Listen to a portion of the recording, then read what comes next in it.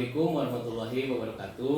Berjumpa lagi bersama saya Inat Sutisna, CGP Angkatan 9 dari SDN 4 Jayapura. Kali ini saya ditemani oleh Ibu Sri, guru PAI dari SDN 4 Jayapura. Assalamualaikum warahmatullahi wabarakatuh. Waalaikumsalam warahmatullahi wabarakatuh. Bagaimana kabarnya hari ini, Bu Sri? Alhamdulillah baik. Bu Sri, hari ini kita akan adakan percakapan observasi ya.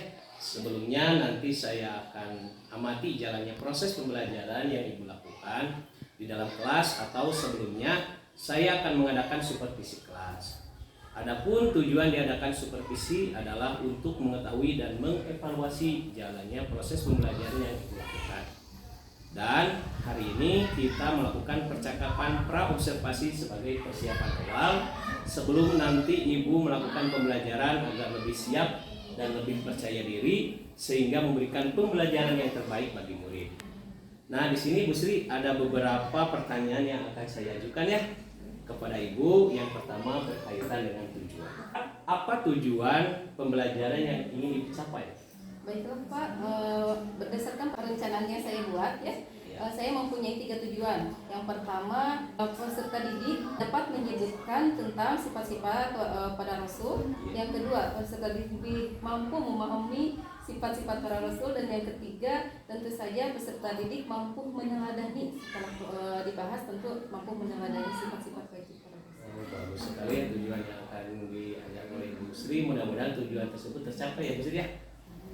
Selanjutnya, bagaimana dengan area pengembangan yang ingin Ibu capai? Untuk area pengembangan, saya mengambil 2 area, Pak. Yang pertama di area pengetahuan, yaitu siswa mampu menyebutkan dan memahami sifat-sifat dari para Rasul. Yang kedua, dari area keterampilan, yaitu siswa mampu meneladani dari sifat-sifat para wajib para Rasul. Oh iya, jadi untuk area pengembangannya di sini Bu Sri mengambil dari area pengetahuan dan keterampilannya yang sudah Ibu paparkan tadi. Bu Sri, bagaimana pembelajaran yang ingin Ibu terapkan di dalam kelas, misalnya dalam hal strategi ataupun metode pembelajaran? Untuk strateginya, saya menggunakan pembelajaran berdiferensiasi, Pak, berdasarkan kesiapan belajar siswa yang diintegrasikan dengan pembelajaran sosial emosional. Kemudian saya melakukan pembagian kelompok sesuai dengan keterampilan dan keaktifan siswa. Dan untuk model saya menggunakan model pembelajaran berbasis masalah atau problem based learning. Untuk metodenya saya menggunakan diskusi kelompok atau tanya jawab dan juga penugasan. Ya, jadi di sini Ibu Sri akan menggunakan pembelajaran berdiferensiasi sosial emosional dengan metode yang sudah Ibu Sri tadi sampaikan. Nah, Bu Sri, bagaimana dengan media pembelajaran yang akan Ibu gunakan di dalam kelas? Untuk media pembelajarannya saya menggunakan beberapa gambar ya. Nanti juga KPD, juga laptop. Cukup lengkap sekali ya. Jadi di sini nanti akan menyuguhkan materi dengan istilahnya media pembelajaran, Al-Quran dan juga KPD ya, sebagai tugas kepada siswa. Nah, kira-kira kapan nih Ibu Sri akan melakukan kegiatan pembelajaran tersebut? Di hari apa? Di kelas berapa? Dan di jam keberapa nih Bu Sri? Untuk pembelajarannya, insya Allah saya akan melakukannya di kelas 4A hari Rabu pada jam pertama. Oh gitu, ya baiklah. Jadi nanti Ibu Sri akan meresisikan ya atau mengajar itu di hari Rabu jam pertama di kelas 4 ya, kelas 4. Nah, saya nanti insya Allah di hari Rabu akan datang ke kelas Ibu. Saya akan melakukan supervisi kelas, akan melihat dan mencatat hal-hal apa saja yang terjadi di dalam kelas. Dan setelah Ibu melaksanakan pembelajaran, kita akan melaksanakan percakapan pasca observasi ya Bu Sri ya, yang nantinya akan didampingi oleh pengajar praktik. Sebelum kita akhiri, kira-kira apa yang Ibu dapatkan dari hasil percakapan kita hari ini? Alhamdulillah ya. Jadi hasil dari percakapan hari ini, saya mendapatkan gambaran tentang media dan metode pembelajaran yang akan saya gunakan pada saat pembelajaran, yang tentunya akan lebih mempersiapkan saya untuk di praktik pembelajaran nanti. Ibu, terima kasih atas waktunya dan sudah bersedia berbincang-bincang dengan saya di percakapan praobservasi. Sampai bertemu di kegiatan observasi kelas hari Rabu depan ya Bu Siti ya. Demikian percakapan praobservasi kita hari ini. Sampai bertemu di kegiatan observasi kelas dan juga percakapan pasca observasi. Wassalamualaikum warahmatullahi wabarakatuh. Terima kasih Bu Sri. Bismillahirrahmanirrahim. Assalamualaikum warahmatullahi wabarakatuh.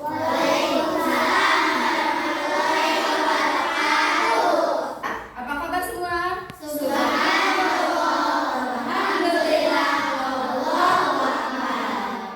Alhamdulillahirrahmanirrahim. Hari ini kita bisa bertemu kembali di pembelajaran PAI ya. Bersama ini teh kelas 4A ya. Kelas 4A. Sebelum kita memulai pembelajaran, mari kita berdoa dulu supaya pembelajaran hari ini bisa bermanfaat ya, khususnya buat kita umumnya nanti bisa diamalkan dalam kehidupan sehari-hari kita ya. Marilah kita berdoa sama dipimpin sama kainnya. Istiadat siap. Mana siapnya? Ini sudah siap. Berdoa dimulai.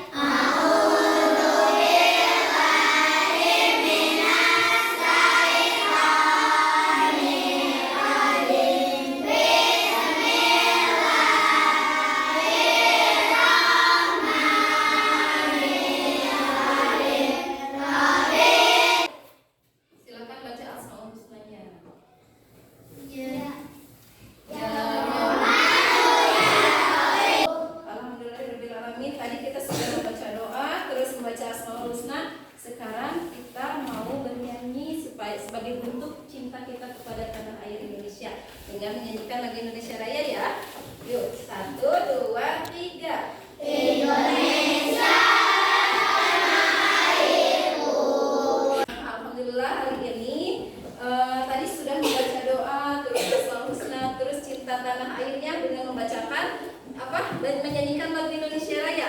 Nah selanjutnya sebelum ibu mengajar, nih ibu mau bertanya dulu tentang perasaan kalian saat ini. Jujur ya, hari ini siapa yang perasaannya lagi bahagia?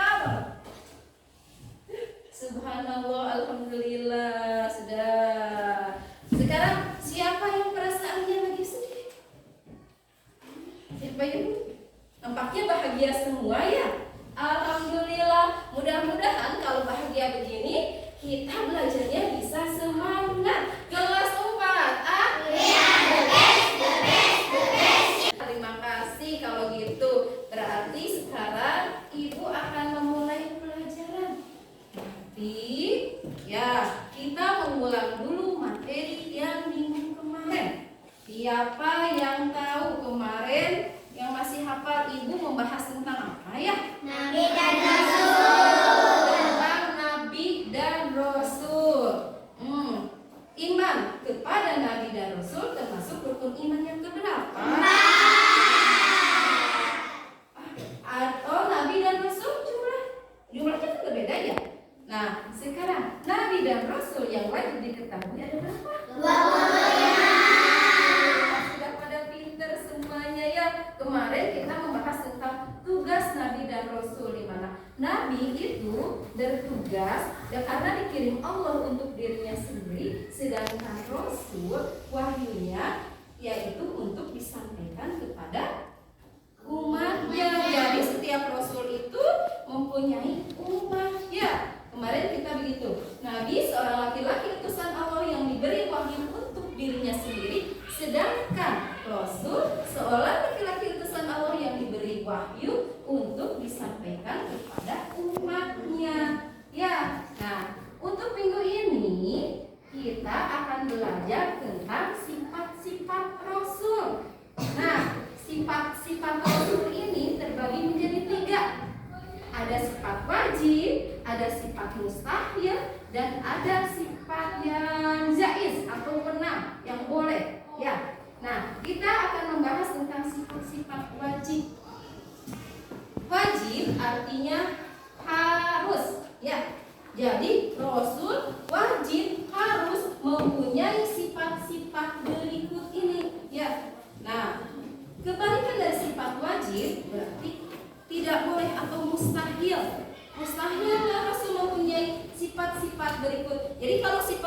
yang ada 4, maka sebaliknya sifat mustahil pun ada 4.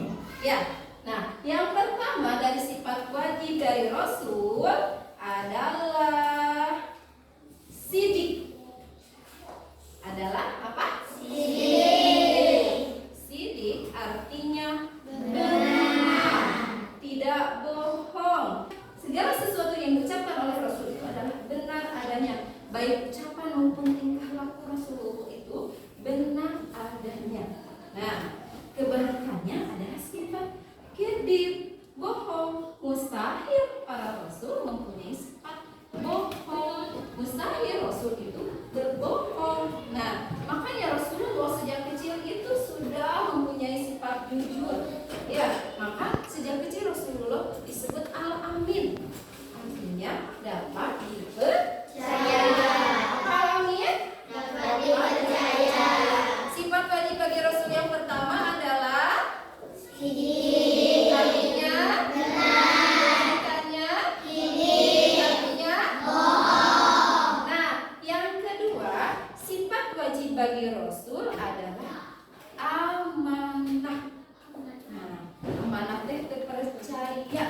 Ya, mana mungkin Rasulullah itu berkhianat.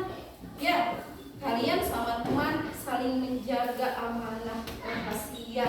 Nah, Rasul pun begitu. Rasul dulu sangat amanah.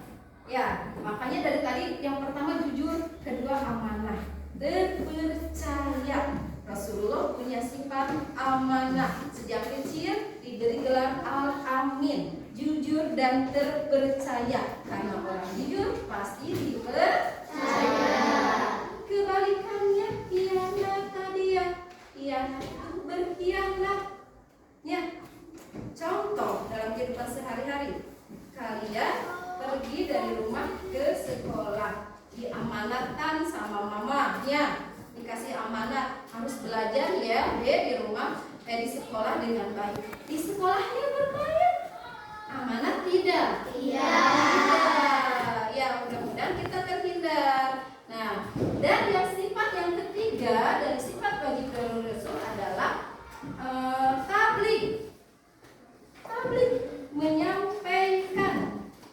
Setiap Rasul kan diberi wahyu sama Allah.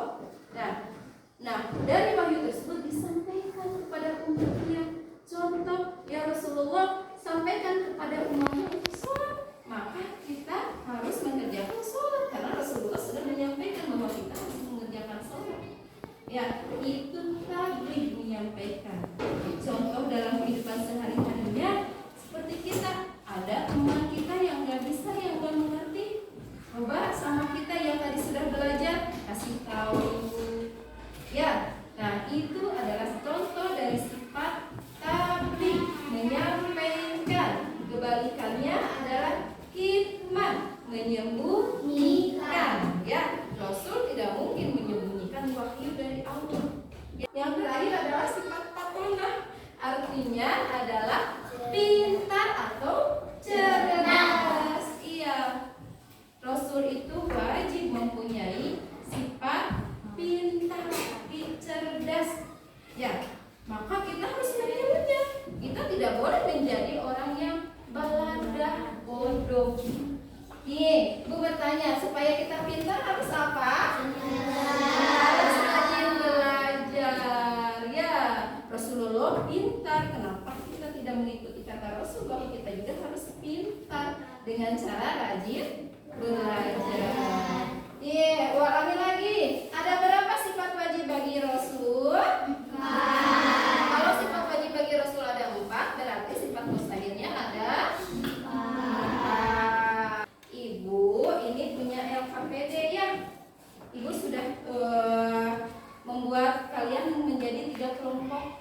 3 kelompok berdasarkan strategi kalian untuk belajar, kemampuan kalian untuk belajar, yaitu dengan kelompok visual, kinestetik, ya, auditori. Ya. Nah, sekarang Ibu ini ada LKPD. Silakan kalian berdiskusi mengenai bagaimana cara meneladani sifat wajib bagi Rasul. Ya. Nah,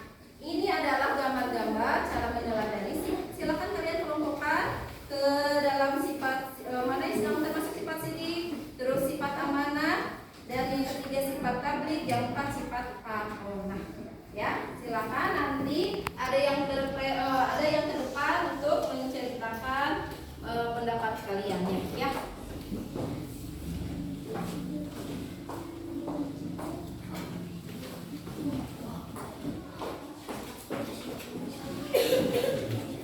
Silakan isi.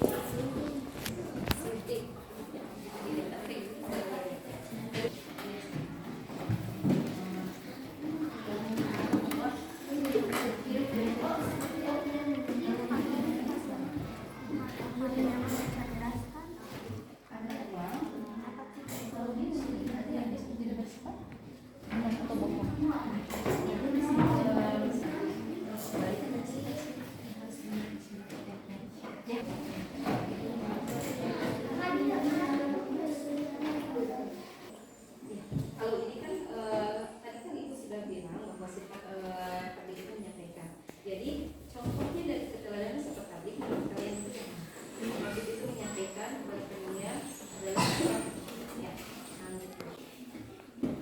Ini adalah kelompok inisiatif ya. Coba lihat dalam perbuatan baik ini adalah sifat ini orang ya. Terus ini orang yang sedang yang pintar. Dapat juara. Ada yang mana? Termasuk atau adalah sifat yang pintar. Ya. Bagaimana? Sudah beres semuanya? Diskusinya? Visual sudah beres diskusinya? Sudah. Kelompok kinestetik sudah beres? Kelompok auditory sudah beres? Alhamdulillah. Nah, sekarang kalau sudah beres, kelompok mana dulu yang mau ke depan semuanya untuk menjelaskan? Kelompok ini dulu, silakan. Semuanya ke depan ya. Beri semangat dulu.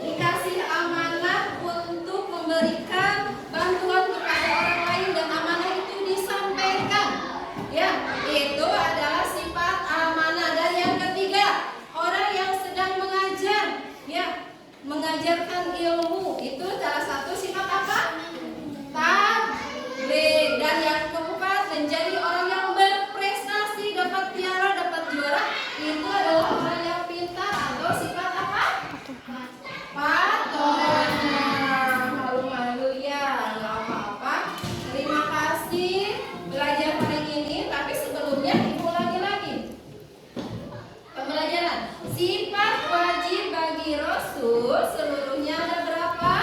4. Yang pertama sifat apa? Artinya apa? Yang kedua sifat apa? Artinya apa? Yang ketiga artinya apa? Yang keempat sifat apa?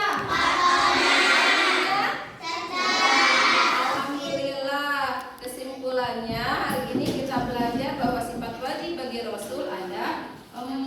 1. Sidik artinya benar. 2. Amanah artinya dapat dipercaya. 3. Tablik artinya menyampaikan. 4.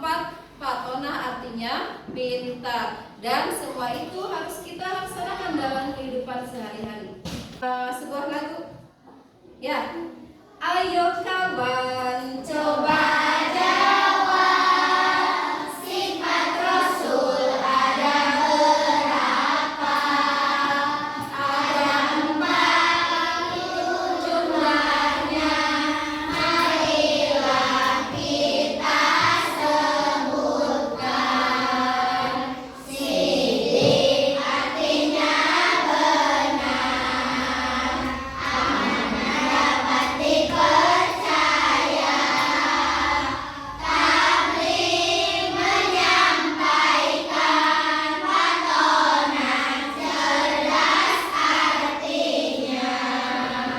Terima kasih belajar ini. Tadi yang sedih, tadi yang sedikit semangat ya.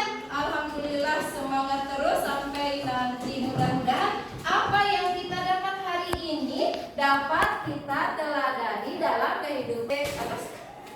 Dan apa? Dan sekarang yang terakhir kita akan melaksanakan evaluasi latihan soal. Silakan. Nomor 1. Sifat wajib bagi Rasul ada titik-titik. Sudah beres semuanya? Selesai? Sudah. Kalau sudah silakan bukunya kita kumpulkan, kita nilai ya. Silakan ke depan kumpulkan. Alhamdulillahirobbilalamin.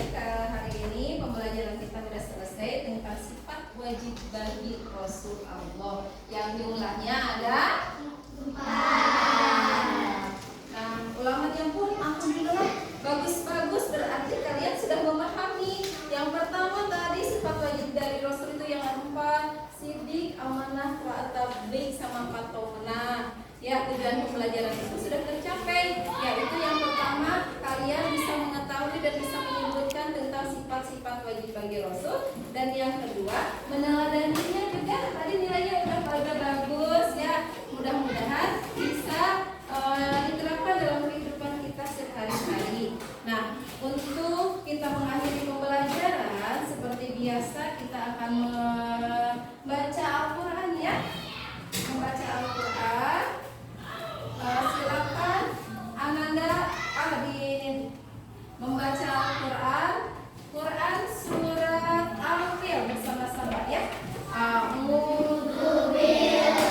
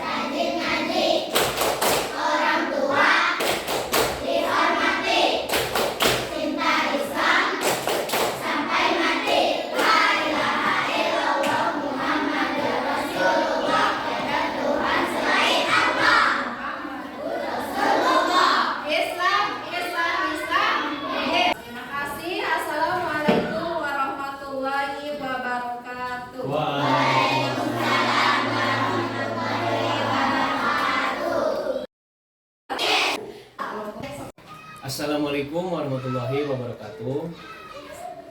Bertemu kembali dengan saya di percakapan pra observasi. Masih bersama saya Ines Sutisna, CGP Angkatan 9 Kabupaten Garut, unit kerja SD 4 Jangkuran. Saya masih ditemani oleh Ibu Sri sebagai guru yang telah diobservasi pada kegiatan supervisi akademik. Assalamualaikum Bu Sri. Bagaimana kabarnya hari ini? Bu Sri, percakapan pasca observasi ini saya akan mengajukan beberapa pertanyaan terkait dengan jalannya observasi kelas yang sudah Ibu lakukan dengan tujuan untuk mengevaluasi sejauh mana pembelajaran yang sudah Ibu lakukan.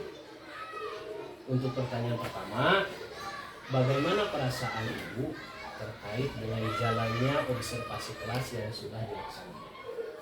Karena belum terbiasa, awalnya saya merasa gugup, tapi alhamdulillah observasinya berjalan lancar. Bisa diceritakan kembali Bu, area pengembangan apa yang Ibu lakukan di dalam kelas dan langkah-langkah atau tahapan pembelajaran apa yang sudah Ibu lakukan di dalam kelas tersebut? Untuk tahapan pembelajarannya seperti biasa, saya membuat perencanaan pembelajaran.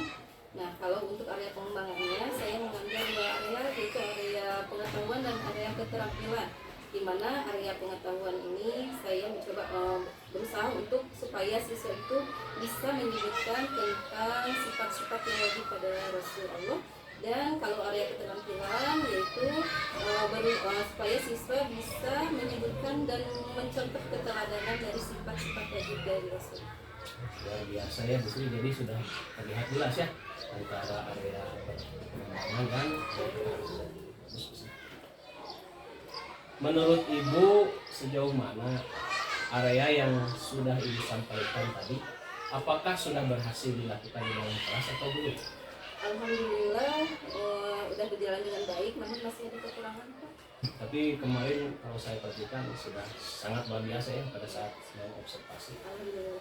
Menurut Ibu, apa kekurangan atau kendala yang dihadapi ketika proses pembelajaran di dalam kelas? Tadi kan Ibu mengatakan masih ada kekurangan atau kendala. Itu apa? Kendala atau kekurangan? Kekurangan dan kendalanya itu ketika proses pembelajaran dalam kelas, salah satunya masih ada beberapa siswa yang tidak ingin terlibat dalam pembelajaran, jadi terlihat tidak aktif gitu. Oh begitu ya. Kira-kira menurut Ibu, mengapa hal tersebut bisa terjadi?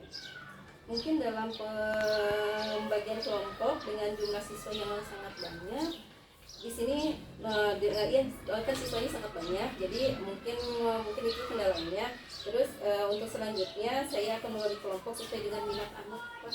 Terus saya juga akan bagi kelompok dan memaksimalkan belajarnya, yaitu dengan menggunakan gaya belajarnya, sesuai gaya belajarnya, yaitu yang terbagi 3 itu Pak. Yang pertama menggunakan auditori, terus gaya belajar kinestetik, dan gaya belajar visual. Insya Allah untuk kedepannya seperti itu. Wah sekali ya, luar biasa apa yang disampaikan oleh Ibu. Jadi pembelajaran kemarin sudah dikelompokkan ya berdasarkan minat dan gaya belajar siswa ya, ada yang auditori, visual dan kinestetik. Ya, untuk selanjutnya mau dioptimalkan lagi. Siap, terima kasih. Jadi itu adalah rencana ke depan yang ke depan Ibu ya, pada saat proses pembelajaran di mana Ibu akan menyesuaikan dengan kenyamanan mereka dengan gaya belajar masing-masing. Ada yang visual tadi yang Ibu sampaikan, auditori ataupun kinestetik. Mudah-mudahan yang Ibu rencanakan dapat terrealisasi ya Bu ya, agar hasil pembelajaran lebih baik, lebih optimal lagi dibandingkan dengan yang kemarin. Kira-kira kapan nih Ibu akan melakukan perubahan dengan rencana yang Ibu sampaikan tadi? Kapan? Untuk waktu dan tempatnya belum saya tentukan, tapi insya Allah secepatnya saya akan lakukan. Iya, nanti kita komunikasi lagi ya. Iya. Baik Bu, terima kasih atas jawaban-jawaban Ibu yang sangat luar biasa. Mudah-mudahan rencana perbaikan ke depan segera terrealisasi dan berjalan dengan lancar Ibu. Baiklah, saya akan beri kesempatan kepada Ibu yang terhormat Ibu Oke untuk memberikan umpan balik terhadap kegiatan observasi kelas kami. Silakan. Yang sebelumnya tadi saya mendengar coaching ya antara Kak Ina dengan Bu Sri saya amati betul-betul satu percakapan yang hebat ya. Karena Pak Ina sudah mengambil atau menggunakan langkah-langkah prioritas di dalam coaching itu. Nah, mungkin itu kan tentang coachingnya. Kemudian selain itu juga dari mulai observasi itu, kemudian observasi, kemudian hari ini adalah kita pasca observasi. Di awal observasi Pak Ina dengan Ibu sudah mengadakan satu wawancara ya, di mana Pak Ina juga mungkin memberikan satu arahan ya, sharing-sharing apa yang didapatkan oleh Pak Ina dari PGP ini. Diantaranya ada yang namanya RPP berdiferensiasi dan terintegrasi KSP. Tadi saya mendengar sekali tentang itu bahwa Ibu sudah melaksanakannya ya, hebat sekali. Diantaranya sudah mengelompokkan sesuai dengan bakatnya. Kemudian juga pengkelompokannya itu berdasarkan apa juga ya, itu berarti kan sudah ada. Berarti apa yang disarankan oleh Pak Ina betul-betul dilaksanakan oleh Ibu ya. Jadi sudah luar biasa baik Ibu ataupun Pak Ina yang sudah men-share ilmunya ya Bu ya. Nah mudah-mudahan kita akan lanjutkan tentang kebiasaan kita ini, yang mana pembelajaran yang berpihak pada murid ya, bukan saja hari ini tetapi sampai ke depan dalam kehidupan kita sehari-hari menjalankan kegiatan belajar mengajar dalam keseharian.